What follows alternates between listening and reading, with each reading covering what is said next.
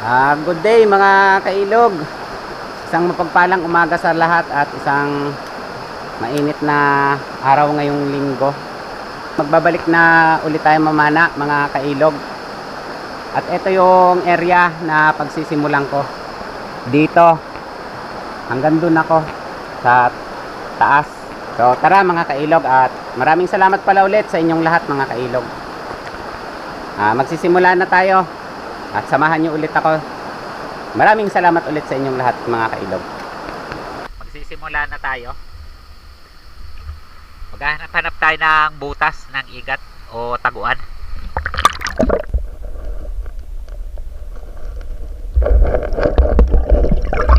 Wala rin laman. Liit lang kasi ng espasyo, kaya mahirap tirahan ng igat.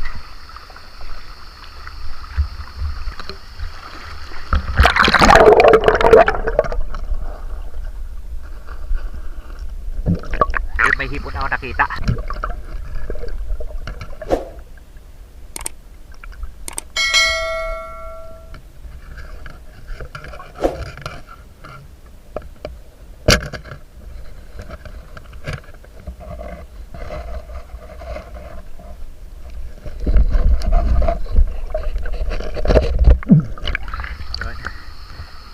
Tinira ko na ng malaking pana, baka makalayo pa.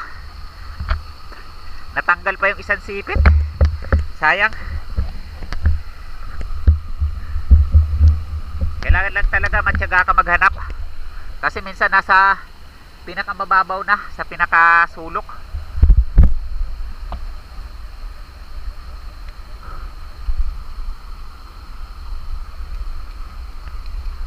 Pero may huli naman na tayo, isang hipon. At lalakad na ako pataas. Doon na ulit tayo magkita-kita. Ito, magsisimula na ulit tayo mga kailog. At isang hipon na huli natin. Tapos dito na ulit ako sa area na to. Dalawang pana ang dadali ko sa ilalim.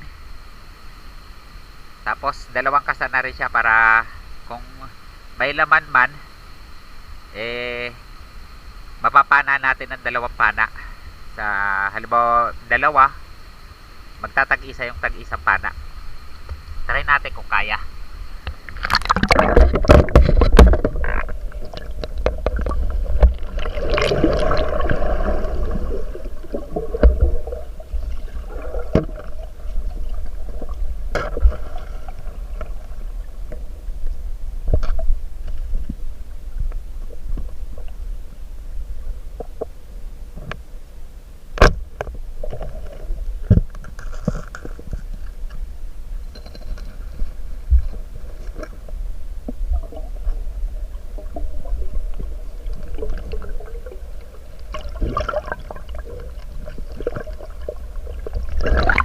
Hindi natin kinayang itira yung isa, pero yung isa naka tama, dahil pumasok yung pinakamalaking hipon.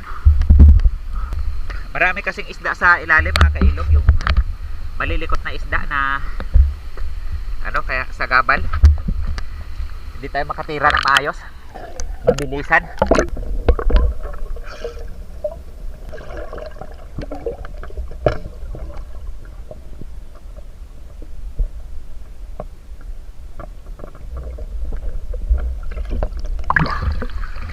May igat sa loob ng butas, kaso ang layo. Sana tuwid para tamain.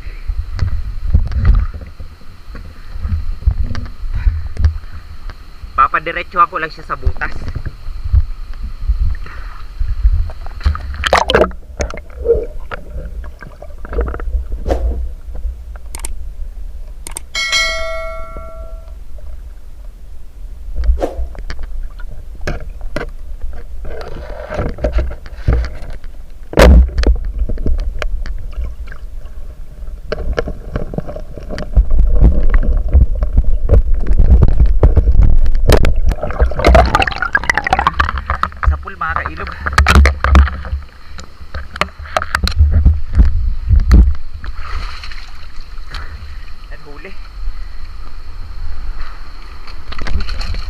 Buti huli na, nasa tabi na.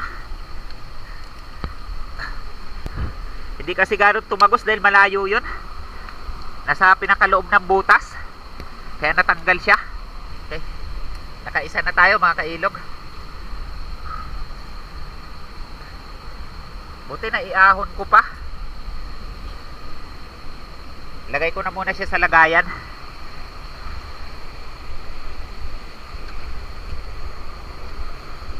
Dulas.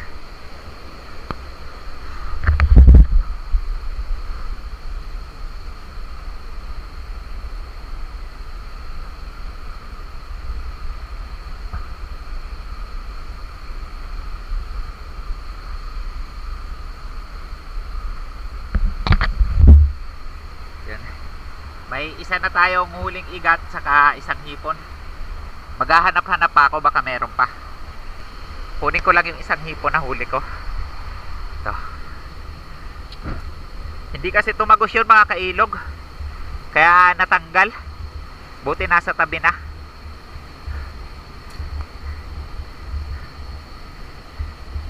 Kaunti lang yung tumagos sa sima. Maganda yung sima natin. Oh. Kung mapapansin nyo pa, angat yan yung pasaklong ba. Ang problema lang hindi tumagos. Kaya malakas talaga kasi ang igat eh. Buti na iahon ko na.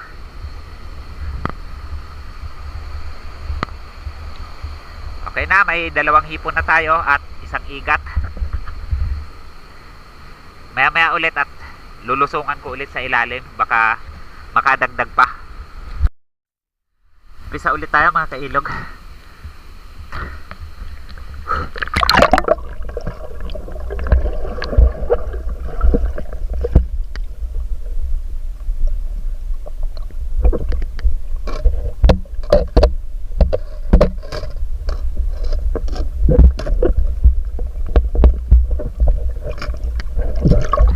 May igat din doon mga kailog, kaya lang hindi kasya yung pana. Tatama dito sa gilid na to, sa baba. Sana makaya ko ng panang panghipon. Pag nagkasya yung kamay ko, dudukutin ko kagad.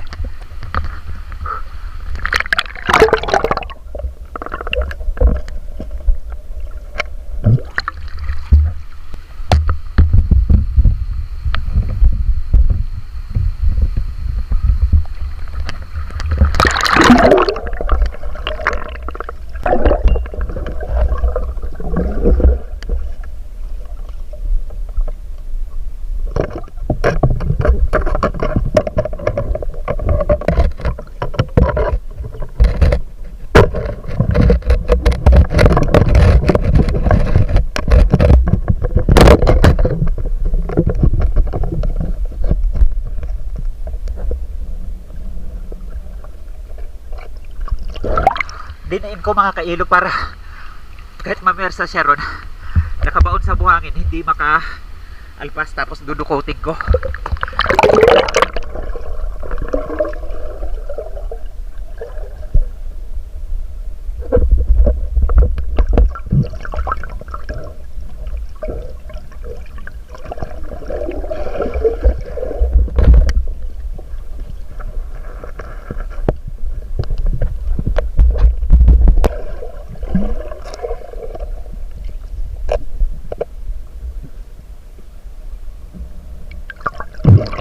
Kusa siyang lumabas.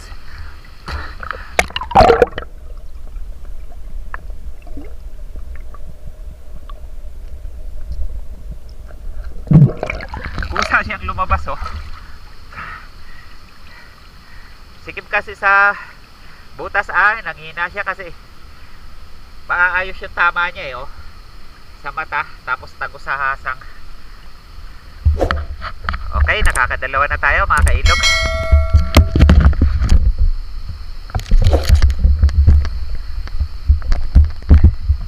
Muntik pa akong kagatin.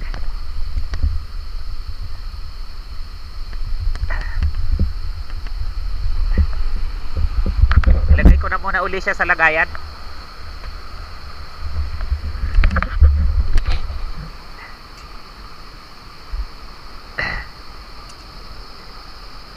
Nakakadalawa na tayo mga kailog, at sana makadagdag pa tayo ng makadagdag. para makarami.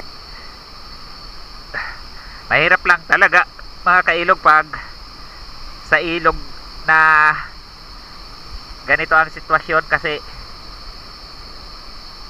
yung camera pag lulubog ka hindi talaga maiwasang hindi gumalaw o maging malikot. Tatalian ko na para hindi siya makawala. Okay, babalikan ko ulit maya maya mga kailog. Ito, balikan ko na ulit mga kailog sa ilalim.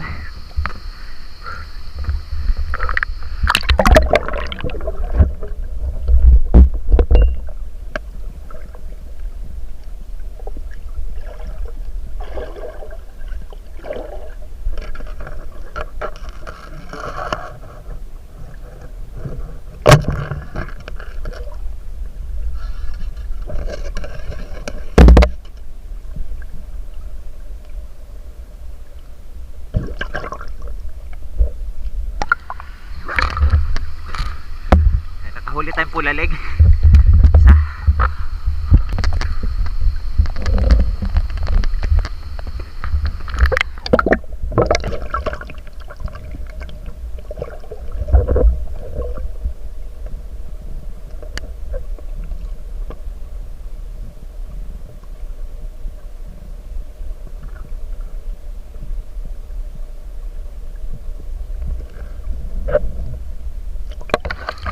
May igat doon, kita ko buntot.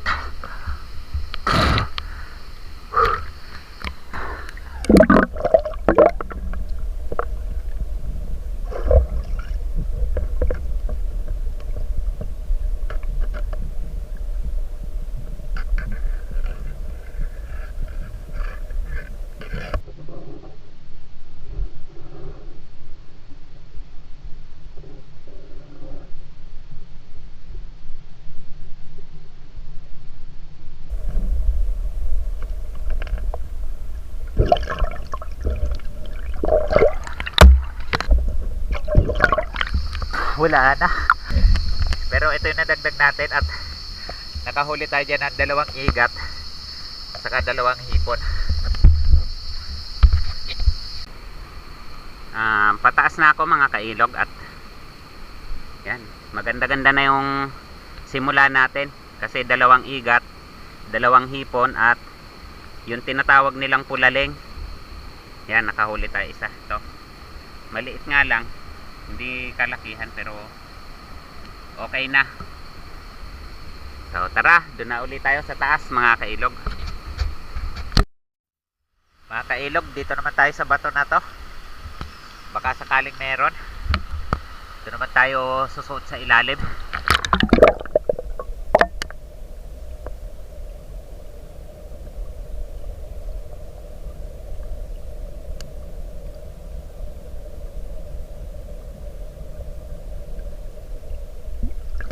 Mga kailog, may nakita ako igat. Kukunin ko yung pana na may sima. Igat yun mga kailog. Sana mahuli natin pagkakataon na to. Ito na, babalikan ko na mga kailog yung igat na nakita ko doon sa bato na yon. Hindi ko lang matansya kung gaano kalaki mga kailog, pero nakita ko yung katawan. Babalikan ko siya ngayon. Sana maayos lang yung pwesto niya at hindi maging mailap masyado. Hahanapin ko yung pinakamagandang papatamaan para hindi tayo mahirapan pag hugot. Sana andun pa.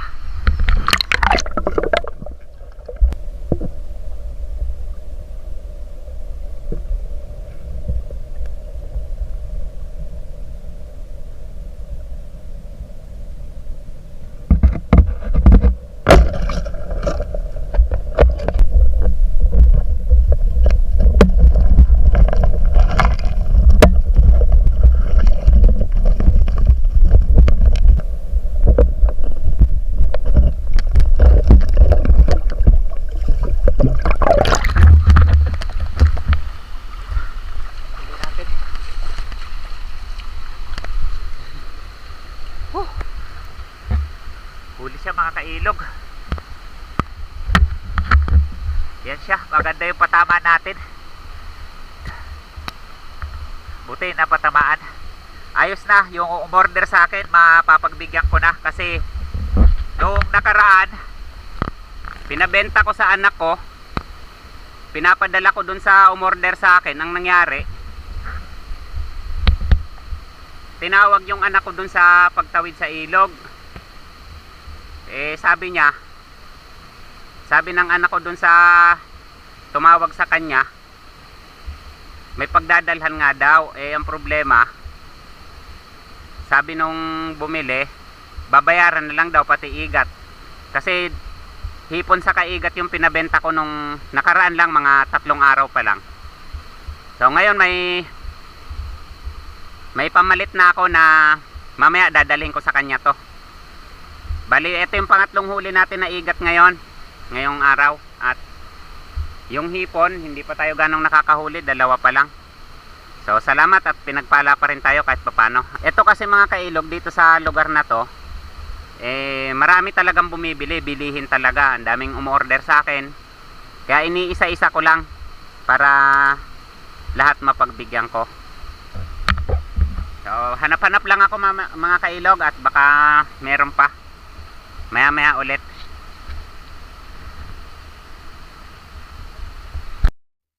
Mga kailog, dito na naman ako sa pahirapang daan pagpataas. Wala man lang tayong nakitang hipon. Sana meron naman dito.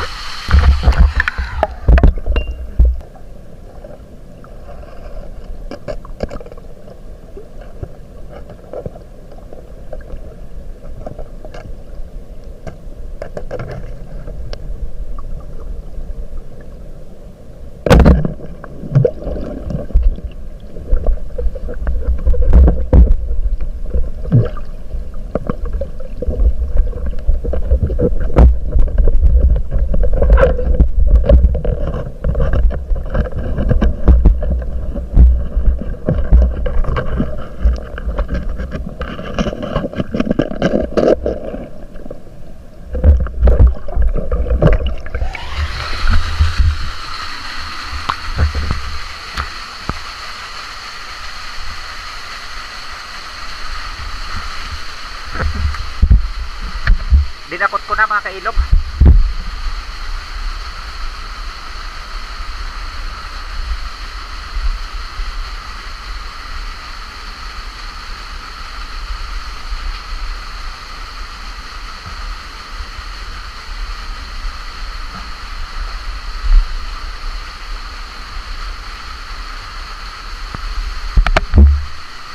Para hindi na siya makawala. Malaki-laki na rin mga kailog. Buti pa dito may igat.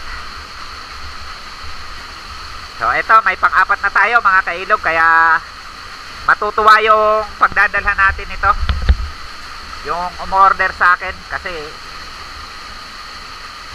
4 na piraso na. So sana umabot man lang ng 2 kilo huli natin para may income tayo.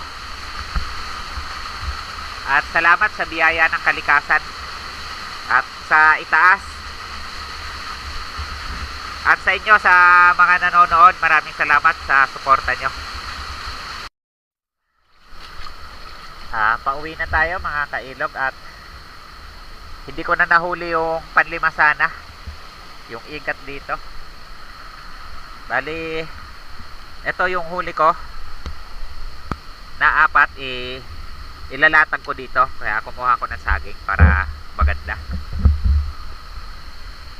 At nakadalawang igat sana tayo dito, kahit maliit lang na sapa o ilog, kaso hindi tayo pinalad sa isa, kaya may 4 lang tayong huli.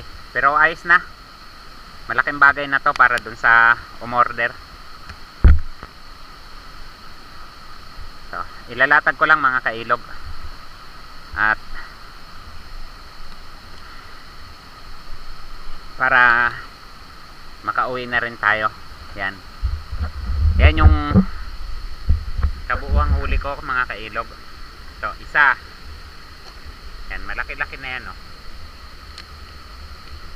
mga kailog. Sulit na pang benta yan. Isa. Tapos ito yung pangalawa. Itong dalawang to, tingin ko mahigit na 1 kilo. Tapos ito yung pangatlo. Yan.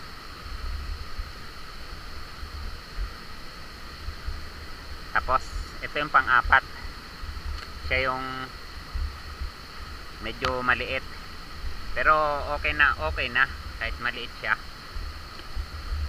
Hindi siya yung talagang maliit na ano, katamtaman na siya. So bali 4, 1, 2, tapos ito 3, 1, 2, 3. Ito yung pang-4. Tapos isang masarap na isda to. Tapos 2 hipon lang yon. Hindi tayo pinalad sa hipon pero swerte pa rin para mapagbigyan yung umu-order sa akin. May 4 na piraso siya. Yan. Dadalhin ko sa kanya mamaya. So hanggang dito na lang mga kailog, at maraming salamat ulit sa inyong lahat.